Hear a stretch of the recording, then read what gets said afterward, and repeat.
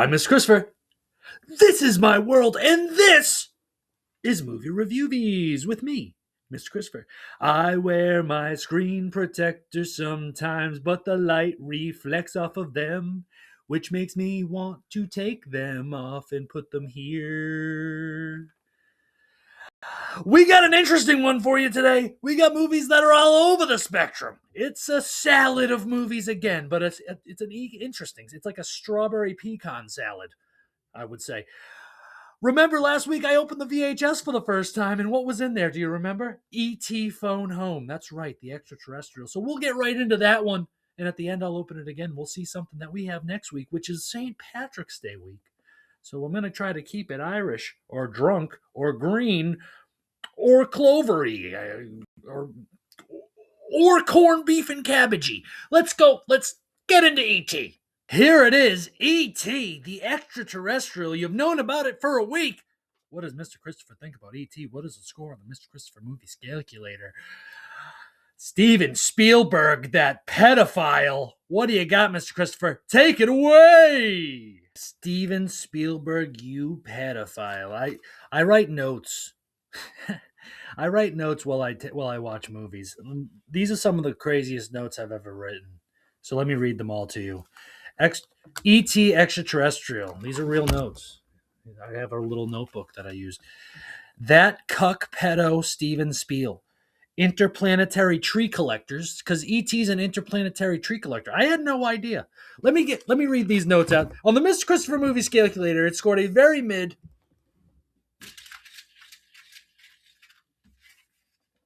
5. I thought it was going to be lower, to be honest, when I went into it. I thought I was going to hate it more than I did. And I didn't really not like it. It's just the 80s dinner table, that was cool. Taking kids in the 80s was too easy. The kids were too curious. They had nothing better to do. Poor Drew Barrymore as a little baby, but she was great in this movie. Elliot!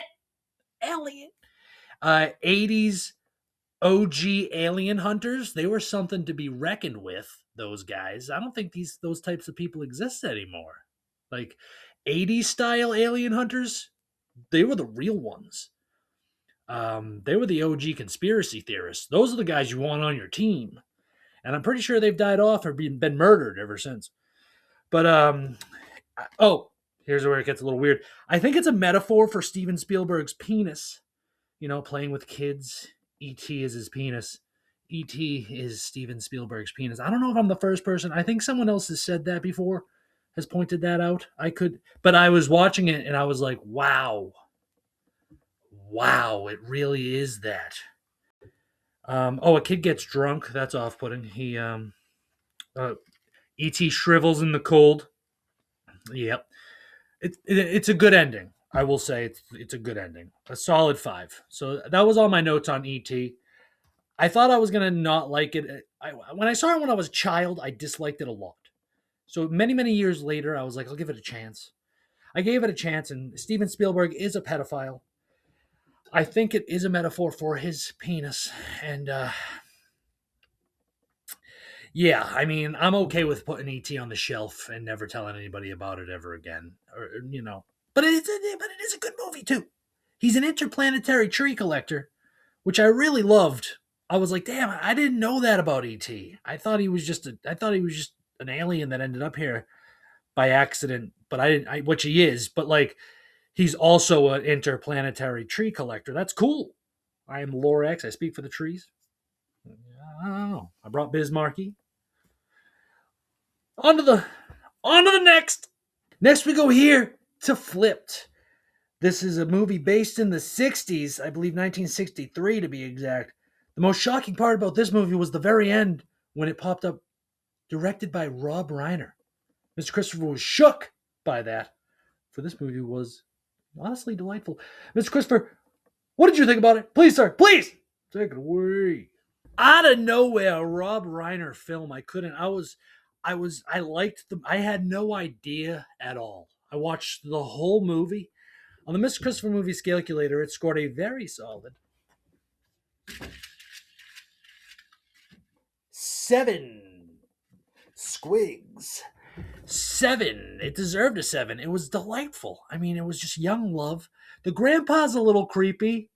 The grandpa comes off a little creepy, where you're like, it's a little creepy of a grandpa there, buddy. You're a little creepy there, buddy. But it's also like okay, I guess.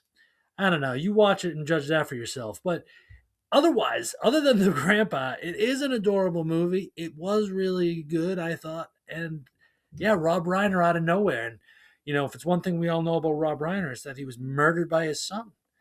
Ever since he's been murdered by his son, he's popping up on Mr. Christopher's World Movie Reviewvies every week, it seems sometimes. He isn't every week, I don't think, but he's been here a lot. He's been here a lot. And it always shocks me. When Harry Met Sally a few weeks ago, he was here. Yeah, that's right. That's right. That one I knew. But, all right, shut up. Go to the next movie. And next we're going here. 12 Years a Slave. This movie was vile. This movie was graphic. Here's another image of it. 12 Years a Slave. I didn't expect this movie to be what it was, but it was good. Mr. Christopher, please, sir, please take it away. Vile, prolific scenes. I mean, honestly, it was 12 Years a Slave. Starts pretty depressingly. I mean, what do you expect? The whole movie is pretty depressing. And if they had a goal of making you hate white people, by George, they did that. By George, they did it. But don't worry, don't fret. They're not white people; they're Jews. just remember that when you're watching it. But 12 Years a Slave, vile graphic scenery. On the Mr. Christopher movie scalculator, it scored a very solid.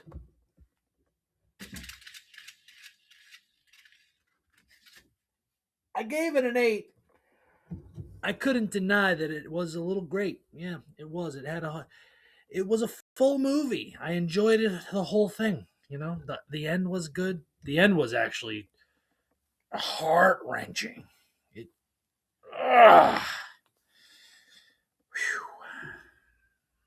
12 Years a Slave. Give it a watch. It's a good movie. On to the next. On to the last, I believe. Are we already on the last one? Fun. Let's get there together. And for our last movie, we're going here to this Martin Scorsese classic, Afterhours. When it's after midnight in New York City, you don't have to look for love, laughter, and trouble. They'll find you. This is a maze of a movie. There's the Twin Towers. We all love the Twin Towers. This movie came out in 1985. Here's some more art to it. Afterhours, a Martin Scorsese film. Here's some more. Afterhours, a Martin Scorsese picture. Mr. Christopher, what did score on the Mr. Christopher movie scalculator, sir? How'd you feel about it? Please, sir, please take it away.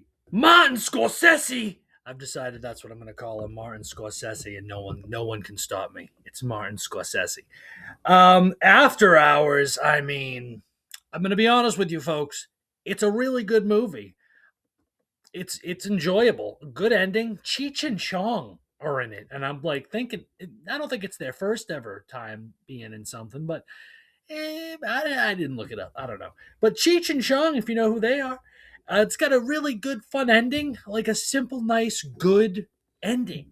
The whole movie is just, it's a wild night out. That's a wild night out in the 80s. No cell phones in sight. In New York, I mean, you got to give it a watch. Afterhours on the Mr. Christopher movie scalculator, it scored a very solid.